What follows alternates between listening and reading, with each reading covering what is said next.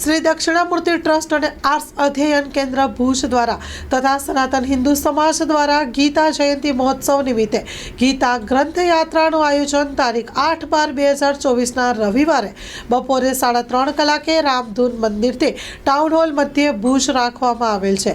તે બાબતે આર્ટ્સ અધ્યયન કેન્દ્ર ભુજના સ્વામી પ્રતિપદાનંદ સરસ્વતીએ વાત કરી માહિતી આપી હતી। સ્ટોરી રિપોર્ટ બાય કરણ વાઘેલા, ભુજ। નમસ્તે બધાને। ખૂબ જ એક્સાઇટેડ છું। 20 વર્ષથી આ કચ્છની અંદર હું જે કામ કરી રહ્યો છું એમાં ઘણી બધી મોટી મોટી ઇવેન્ટ, ઘણી બધી ઘટનાઓ અમારા નિમિત્તે ભગવાને કરી છે, પણ હવે જે ઘટના આવી રહી છે 8 ડિસેમ્બરે, અને જ્યાં અમે હિન્દુ જ્ઞાતિના 40 સમાજો એક સાથે ભેગા થઈ અને ગીતા જયંતિના ઉત્સવને મનાવવા જઈ રહ્યા છીએ ટાઉન હોલની અંદર।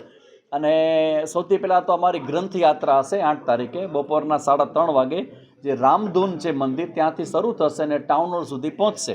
તો એ 3:30 થી 5:30 2 કલાકની અમારી યાત્રા હશે, ગ્રંથ યાત્રા, જેમાં ભગવદ્ ગીતાને અમારા 250 જેટલા બહેનો પોતાના મસ્તક ઉપર ધારણ કરી અને એ આખી યાત્રા કાઢશે। અને સાથે સાથે અમે લોકો ત્યાં પહોંચ્યા પછી અમારા એક મોટા સ્વામીજી છે પરમાત્માનંદ સરસ્વતી, જે આર્ટ્સ વિદ્યા અમારું રાજકોટમાં કેન્દ્ર છે, આર્ટ્સ વિદ્યા મંદિરના આચાર્ય છે, આચાર્ય સભાના હેડ છે, અને એ આશીર પ્રવચન દેવા માટે ટાઉન હોલમાં રવિવારે સાંજના 6 વાગે ત્યાં આવવાના છે। તો 6 થી 8 એમનું પોતાનું પ્રવચન હશે, અને 40 સમાજના પ્રમુખશ્રીઓ, 40 સમાજના મહિલા મંડળના પ્રમુખશ્રીઓ બધાને સ્ટેજ ઉપર એકસાથે બોલાવી અને બધાનું અમારા સ્વામીજી દ્વારા એનું સન્માન થશે। અને એ પછી અમે બધા આ જેટલા પણ આમાં ગ્રંથ યાત્રામાં જોડાયા છે એ બધા સાથે મળીને આ પ્રસંગનો અમે ઉજવવાના છીએ। લોકોને મારો બહુ જ મોટો સંદેશો અમારા આખા પ્રોગ્રામ દ્વારા છે। એક જ સંદેશો સ્વામીજી બોલે છે ને, બરાબર સમજી લેજો, સંગચ્છદ્દમ સંવદ્દમ સંવો મનામસી જાનતામ।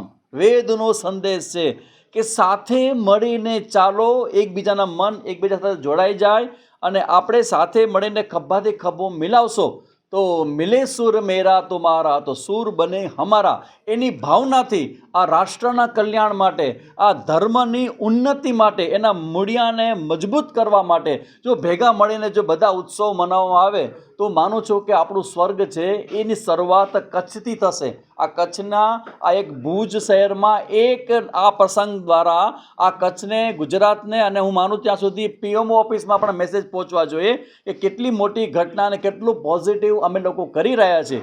તો હું ઈચ્છું કે કચ્છની પ્રજા, ધારો કે ટાઉન હોલની કેપેસિટી એટલી બધી નથી, પણ અમારી જે યુટ્યુબ ચેનલ છે સ્વામી પ્રતિપદાનંદ સરસ્વતી નામ છે એનું, એના પર લાઈવ તમે તમારા ઘરે બેસીને પણ પ્રોગ્રામ જોઈ શકશો, અને ગ્રંથ યાત્રામાં આપણે બધા સાથે જોડાશું। હા, મોટી સંખ્યામાં જે લોકો આવે છે એના માટે બહુ મોટા રસ્તાઓ છે આપણી પાસે, ઘણું બધું મોટું આપણું ભુજ છે, અને આ આખું જે જોવા જેવું એ છે, તમે જરા જોજો કે જ્યારે આખી યાત્રા નીકળે ત્યારે બધાના હૃદયની અંદર કેટલો બધો પવિત્ર અને પ્રેમ હશે, અને બધાની અંદર એકમાત્ર સંદેશ કે ભગવદ્ ગીતાની જયંતિ આટલા મોટા સ્વરૂપે ઉજવવા જઈ રહી છે। એ આ કદાચ કચ્છની અથવા તો કદાચ ગુજરાતની બહુ મોટી ઘટના છે કે જ્યાં આટલા બધા લોકો સાથે મળીને ગીતાજીનો જન્મ જયંતિ ઉત્સવ, અને હારે હનુમત કથા 1 વર્ષ પહેલાં ગાંધીધામમાં થઈ ગઈ, પણ હવે જે કથા થવા જઈ રહી છે એ ટાઉન હોલની અંદર ભુજમાં સૌ પ્રથમ વખત 9 તારીખથી 12 તારીખ, અને એ સાંજના 4 થી 6 હનુમત કથા હશે, 6 થી 7:30 ગીતા જ્ઞાન યજ્ઞ હશે।